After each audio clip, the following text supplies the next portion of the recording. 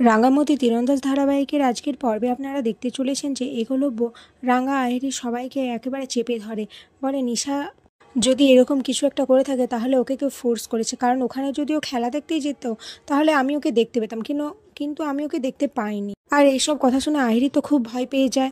আর এই সমস্ত কিছু বাইরে দাঁড়িয়ে ময়না আর বৃন্দা শুনছিল। ওরা তো কিছু বুঝতেই পারছে না। ওরা ভাবছে আহেরি কি তাহলে ওদের সবার চোখে আড়াল করে এমন কিছু জিনিস করেছে যেটা ও নয় সেটা দেখাচ্ছে। এদিকে রাঙ্গা একলব্যকে বলে, উড়ানবাবু তুই কিন্তু বেশি ভুল ভাবছিস, আমি কিন্তু তোকে কিছু বলিনি এসব বিষয়ে। উড়ানবাবু তখন বলে, দেখো রাঙ্গা, আমি তোমাকে কিছু জিজ্ঞেস করিনি, আমি অঙ্কুরদা আর আহিরিকে বলছি, তোমাকে তো আমি কিছু জিজ্ঞেস করিনি, তাহলে তুমি কেন বলছো? এরপর একলব্য অঙ্কুর আর রাঙ্গাকে চেপে ধরে। রাঙ্গা তো বারবার সেই ভিডিওটার কথা ভাবতে থাকে, যে ভিডিওতে আহিরি ওকে ব্ল্যাকমেল করছে, থ্রেট দিচ্ছে। তখন রাঙ্গা কথা ঘোরানোর জন্য বলে, উড়ানবাবু আমার তো সময় হয়ে এসেছে, এবার আমাকে এই বাড়ি থেকে চলে যেতে হবে। আর তুই এই আহিরি দিদিভাইকে বিয়ে করে, আমি তোদের মাঝে কখনো আসবো না। এই কথাটা শুনে একলব্য তো খুব কষ্ট পায়, তার চোখ দিয়ে জল ঝরে পড়ে। এদিকে রাঙ্গাও খুব কষ্ট পায় এই কথাটা বলতে, কিন্তু কিছু করার নেই, সে আহিরির ভয়ে এইসব কিছু বলতে বাধ্য হচ্ছে। এরপর রাঙ্গা ওখান থেকে চলে যায়। একলব্য মনে মনে ভাবতে থাকে, না না, রাঙ্গা আমার থেকে কিছু একটা লুকাচ্ছে, ও অনেক কিছুই লুকাচ্ছে।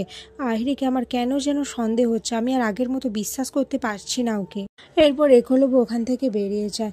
এদিকে ময়না আর বৃন্দা ভাবতে থাকে আহিরি এমন একটা খেলা খেলছে যেটা ও আমাদের থেকে আড়াল করছে।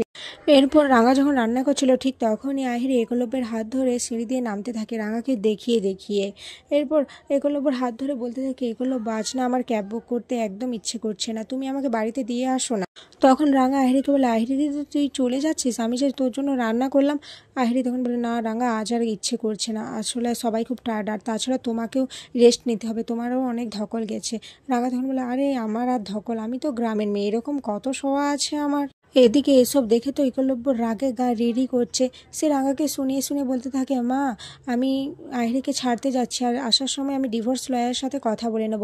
এটা শুনে রাঙ্গার তো খুব কষ্ট হয়, কিন্তু কিছু করার নেই। এদিকে আহিরি তো খুব খুশি, তার আর ধরে কে তাকে। এরপর আহিরি আর একলব্য বেরিয়ে গেলে আহিরি একলব্যর কানে বিষ ঢালতে থাকে। সে বলে, আচ্ছা একলব্য, তোমার সন্দেহ হয়নি ওই ম্যানিকুইনটার ওপর কে তীর মারছে?